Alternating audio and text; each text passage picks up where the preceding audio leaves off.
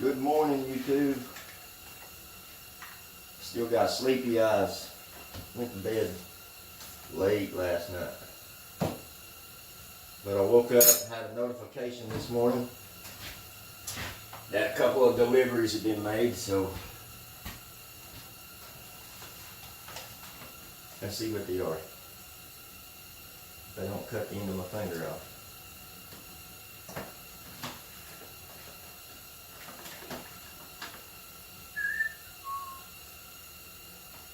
Let's see.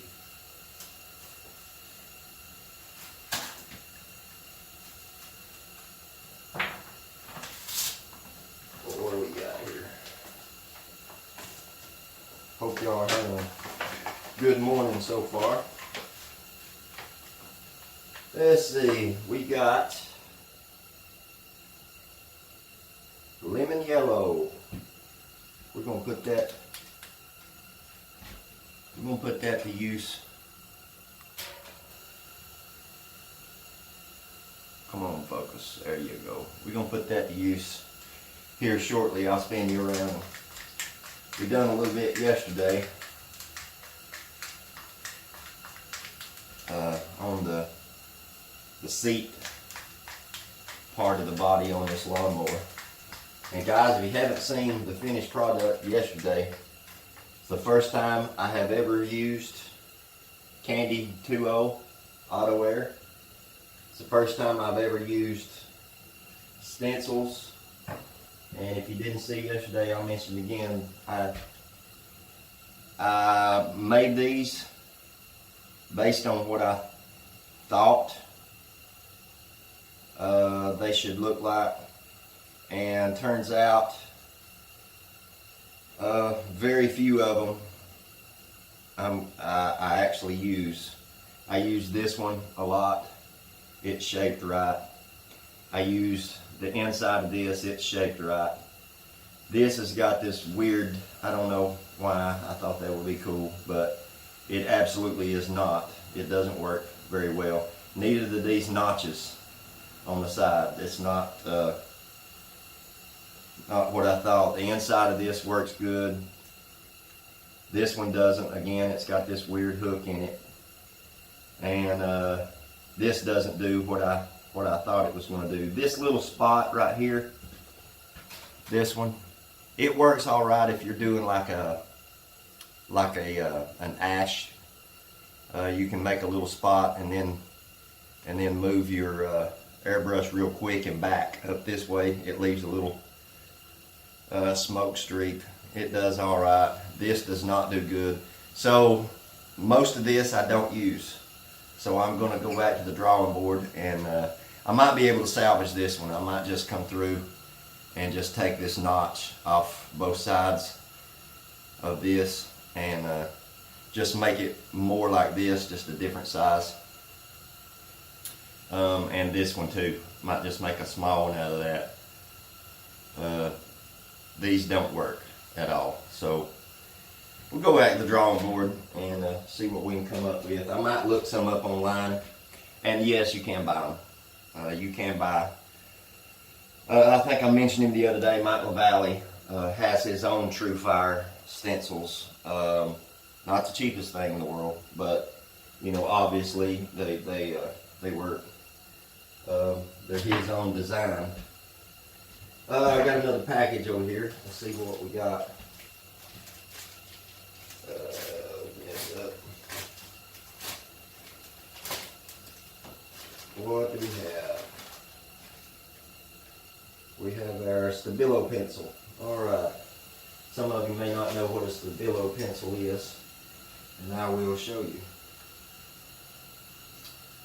I think we can open it. Right here. And we'll pop this end open so we can push it out.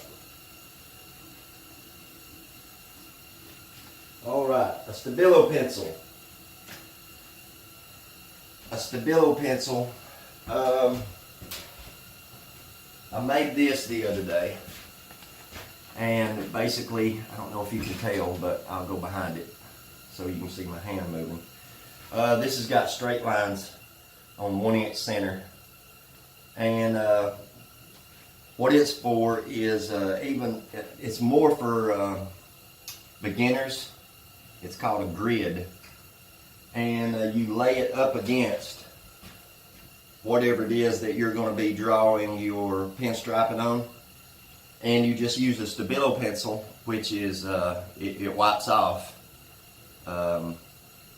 and you just draw straight lines, and then you flip this thing over like this, line those lines back up square so that your grid is square, and then draw your lines this way, and when you're through, you have one balanced square grid.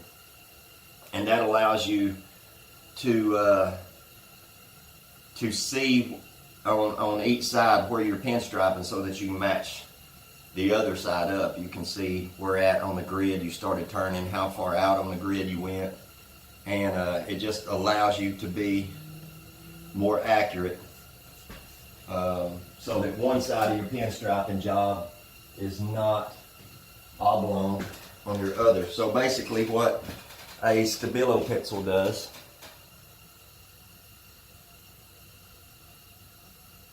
if I can get it to focus, there it is. What a Stabilo does is it just writes on your surface.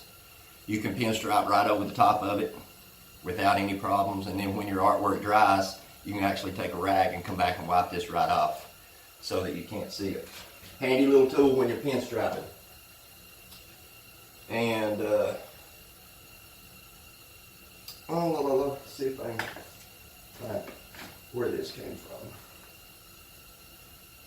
from. Well, this is the first thing I've ever ordered from Amazon. So this pencil came from Amazon, and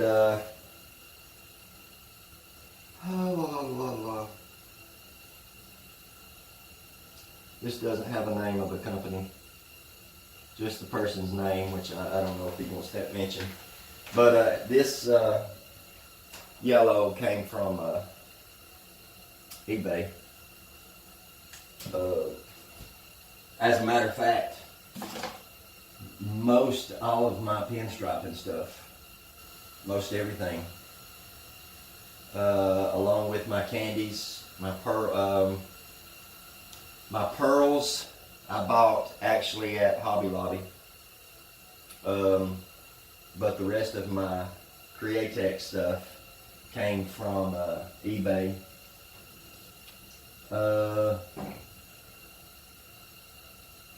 And then some of my other airbrush stuff came from U.S. Art Supply.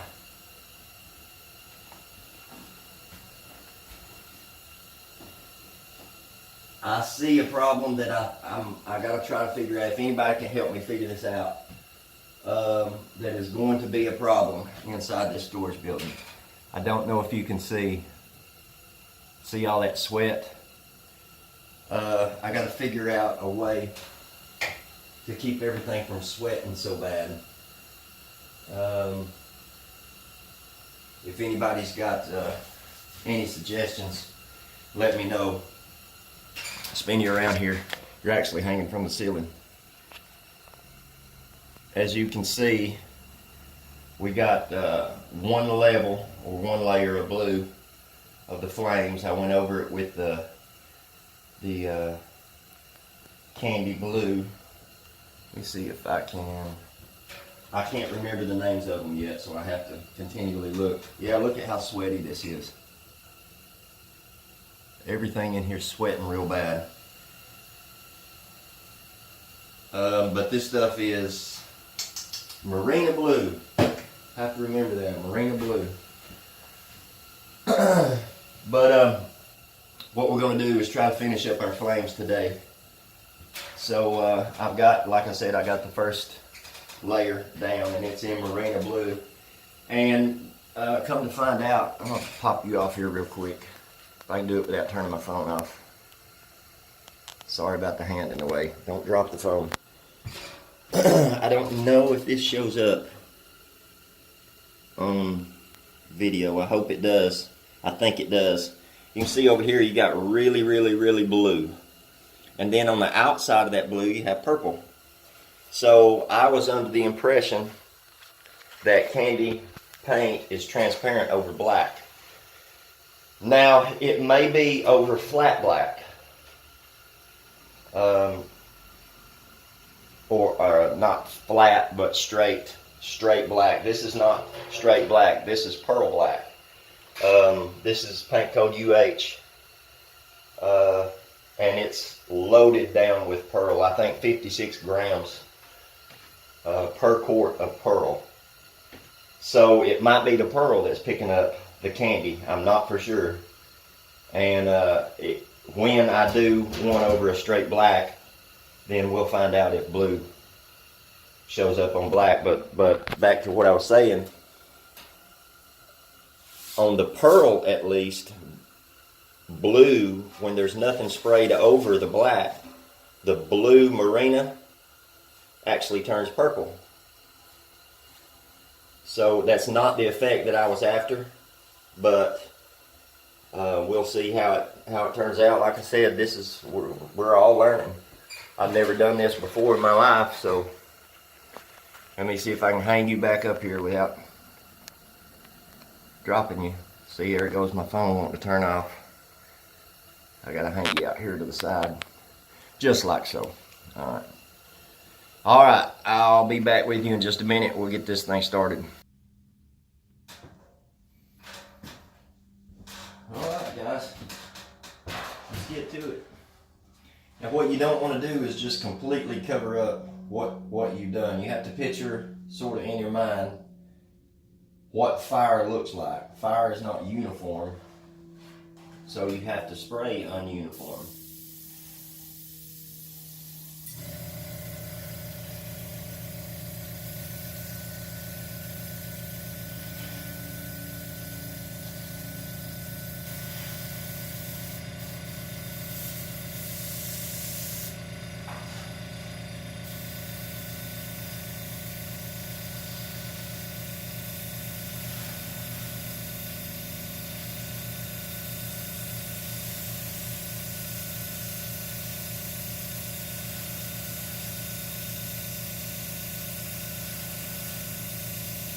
And remember, with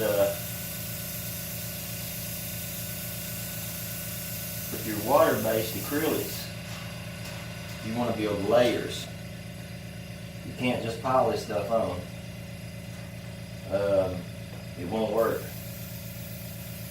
If you try to put too much on at one time, you end up with what sort of looks like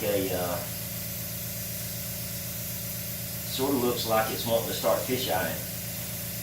I don't know that it is fish-eye, but that's sort of what it starts looking like. Now what we're doing is flames are going this way around the seat and flames are going this way around the seat. So you have to turn your stencil according to that.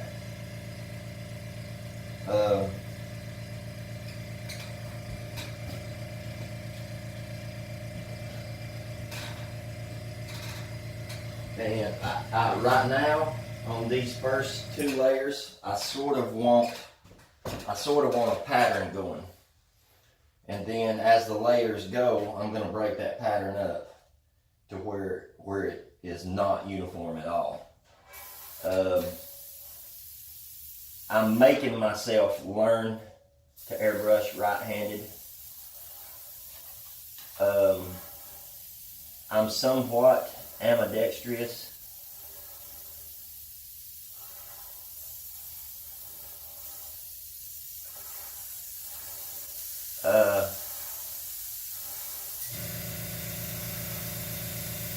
I can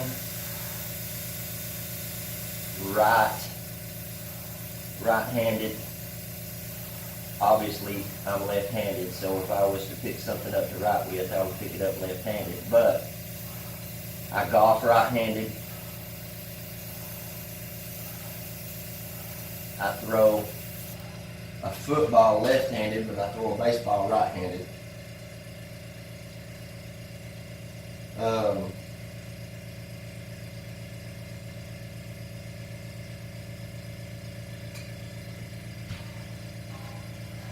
yeah, explain that one.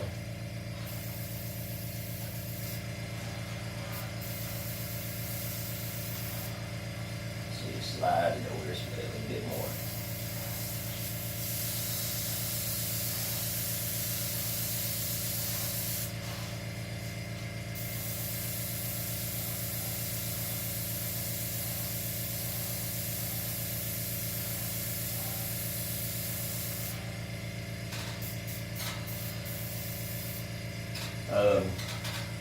I shoot a bow right-handed, I shoot a rifle left-handed, I shoot a pistol left-handed, I shoot pool left-handed. I don't know, I'm just a screwed up kid, I guess. The story behind throwing a football left-handed and a baseball right-handed, I can throw a baseball left-handed. I can throw a baseball left-handed faster than I can throw it right-handed. But I throw it more accurate right-handed. And the reason behind throwing a baseball right-handed and a football left-handed is when I was growing up, my dad bought me a baseball glove and I lost it. Pretty much as simple as that. And he told me if I want to continue playing baseball, that I better figure out how to throw right-handed, because he wasn't getting me another glove. So I wanted to continue playing baseball. So I learned how to throw right-handed. Now it is much more comfortable for me to catch a ball with my left hand than it is to catch a ball with my right hand. Because so many years I have, for so many years, I have caught the ball with my left hand. So now it's, if I was to go buy a glove, I would buy a glove that went on my left hand. So it can be done. You can completely switch hands. But it goes back to what I said, and I've said it 1,000 times. If you want to do something, you will find a way to do it. Nobody's going to stop you from figuring out a way to do it. If you don't want to do something, you'll find an excuse. I could have used the fact that I lost my glove as an excuse to stop playing ball. But I wanted to play ball. So I figured out a way to catch a ball with my left hand and throw it with my right hand. And it wasn't easy, but I did it. I did it because I wanted to continue playing baseball. And I took my dad at his word when he said he's not getting me another baseball glove. So if you want to continue playing baseball, you better figure out a way to catch it with your left one and throw it with your right one. Or you just ain't playing no more. And that's how simple that's going to be. But enough of my rambletron.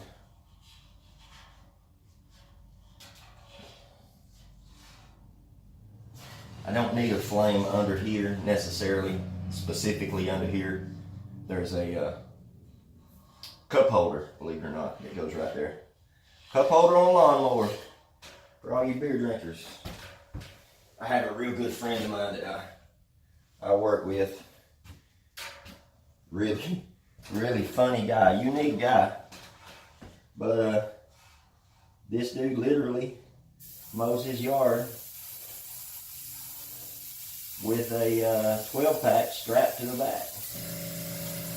And that's just how he does it. He has slowed down drinking some, but hey, that's what makes him happy.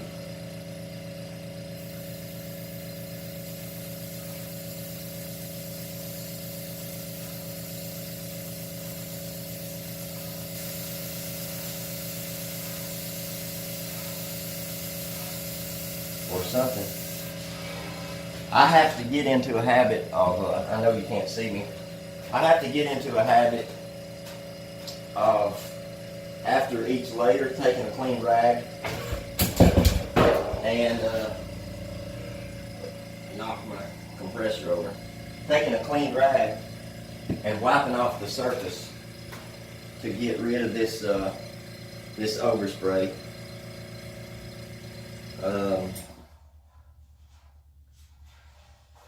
The trick here is on each of your layers not to outdo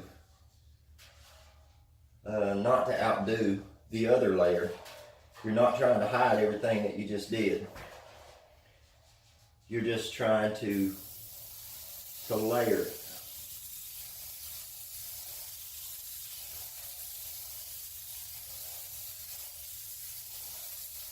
And when you go over each layer with your different color of candy and you blend, you know, as you're blending those colors, it will pick that up, and it'll look like each color or each lick of the flame is either in front of or behind the other one. And that's what gives, that along with your transparent candy colors is what gives your true fire effect, is that layering. You know, it goes without saying, but fire is not one-dimensional.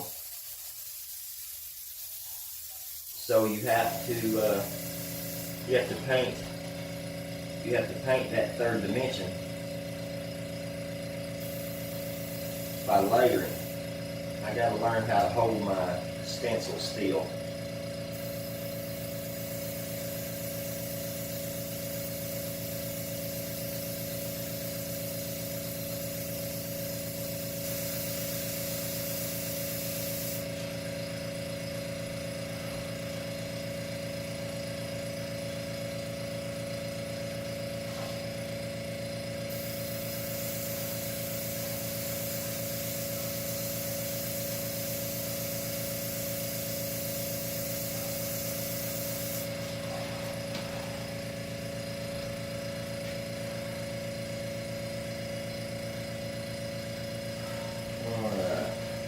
The trick though, I think, from what I've picked up so far, is not to overdo it on each layer.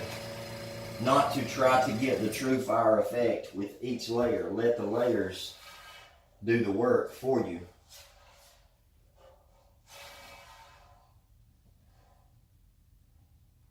Just taking a look at it and seeing what we got. And I've also learned not to get discouraged when your first couple of layers look like crap. Now I'm using a pearl white instead of that. I'm using a pearl white instead of the opaque white, because I don't have a thinner for the opaque white right now, and it's super hard to clean out of my airbrush. So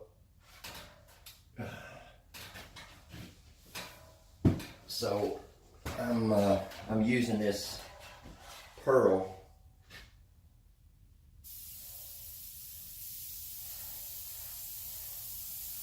Because it is easier, and it may not give me the effect that I'm after.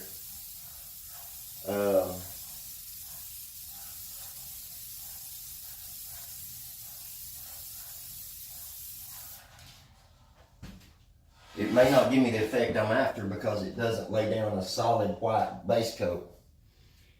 And truth be known, I might actually go over, I don't know, I might just stick to the pearl white just to see what the flames look like, because again, I keep saying this is for my training, my learning, and hopefully y'all can pick something up too. But I'm not doing, you know what I mean, I'm not doing a customer's paint job right now, so I have the added benefit of screwing up with the purpose of learning. So obviously I would not be experimenting on a customer's project. I would stick to what I know. I just want to see what works and what doesn't. But we're gonna mix up some candy. We'll come back. All right, guys. I was thinking about something that is pretty important. I've got blue right here. I don't know how well this is going to show up on your screen, but I'm hoping you can tell that that's blue. Fades into a purple over the black like we talked to earlier. But I'm going to go over what I just laid down with some lemon yellow. And everybody knows that yellow and blue make green. Now, the Candy 2.0 Auto Color brand, what makes it so great is that the pigment, the color of the candy is not pigmented, it's dyed. They use a dye instead of a pigment, and that is way better than any other candy. Pigments are much better. But one of the issues you will run into is bleed through. So if I lay a yellow over the top of this blue, obviously you're going to make green because the blue is going to dye or bleed back through into the yellow. Now the yellow will show up in places where there's no blue, it'll show up as yellow. Now in my learning, what I'm going to do is see what kind of effect that gives me. If it gives me a more realistic looking flame, or whether it ruins the whole thing, I'm not for sure, but that's what we're doing, is learning how each color affects the other one. Now, I could stop that bleed through by using an intercoat clear, like this balancing clear, and it will clear over the top of these colors and hinder, if you will, some of that bleed through. But we're just going to let it go because we're just going to see what it does. Now, going back to what I mentioned earlier, now that this has had time to sit, I want to come back through, get some of this overspray off.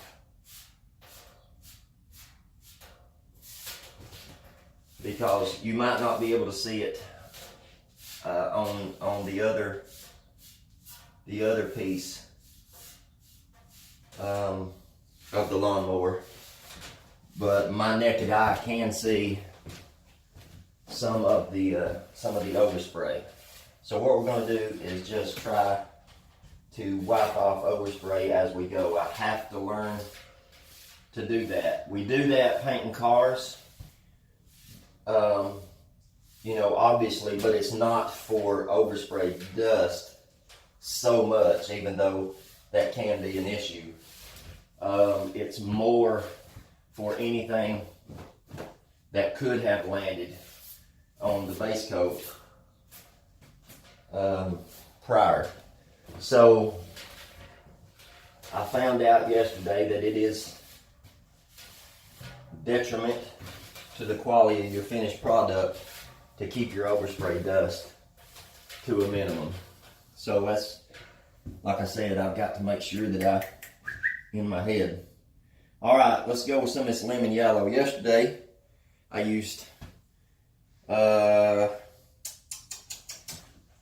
Tangelo, I believe is the color.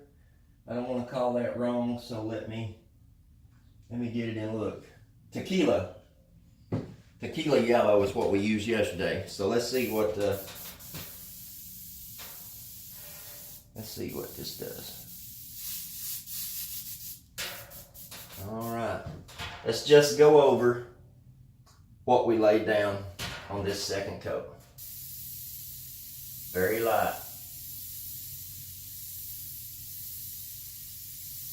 All right, starting to see some of the yellow appear.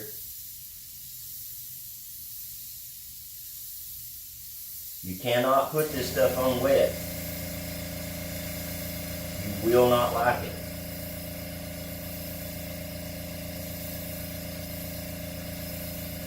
You have to build that color up. And sometimes if it doesn't want to cover to however much you like, move on to something else.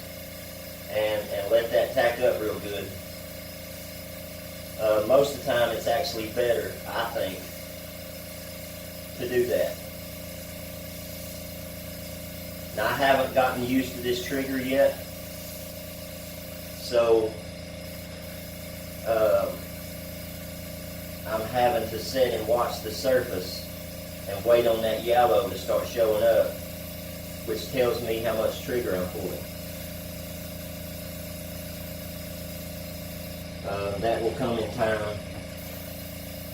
I just don't have it yet. And we're going to purposely go over into some of this blue just to see how much of a green effect that we have. A fire typically isn't what you would consider green unless you're burning some weird chemicals in there. Then sometimes it shows up green.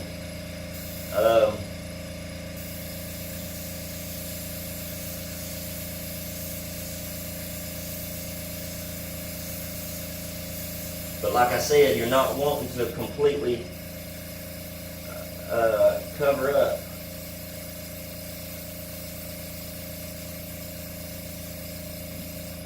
The other layers. You're just wanting to highlight this one. And maybe when we get into our oranges and reds,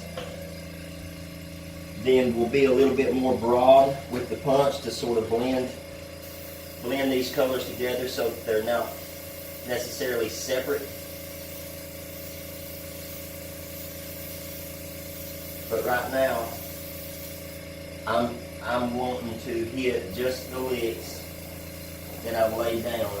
I think that will work better to individualize in your first couple of coats, your first couple of layers of flames, to individualize. Because in my head, at least, it makes sense that the deeper you get, the more you individualize these licks, I think, in your very early stages, the more dramatic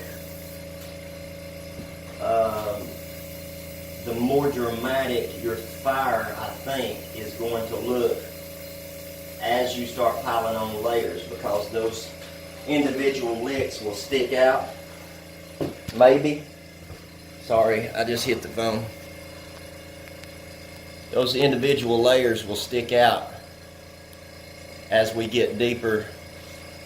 Hold on just a second, guys. Let me see if I can do this without dumping my airbrush. I don't have the cap on it because I'm not shaking it around a lot. If I was doing if I was in my reds and oranges, I tend to shake them around a little bit more.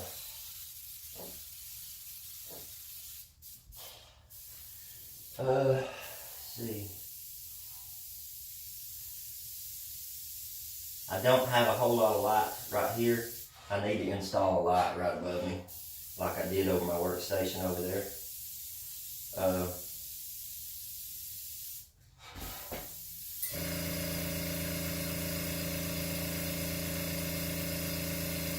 Hopefully this rambling is maybe making sense, I hope. Now, like I said, you can move away from an area and then come back and hit it if it's not as dark as you like. You just don't want to be spraying wet on wet with this stuff. It's not designed to do that, and therefore it is not going to look good if you do it.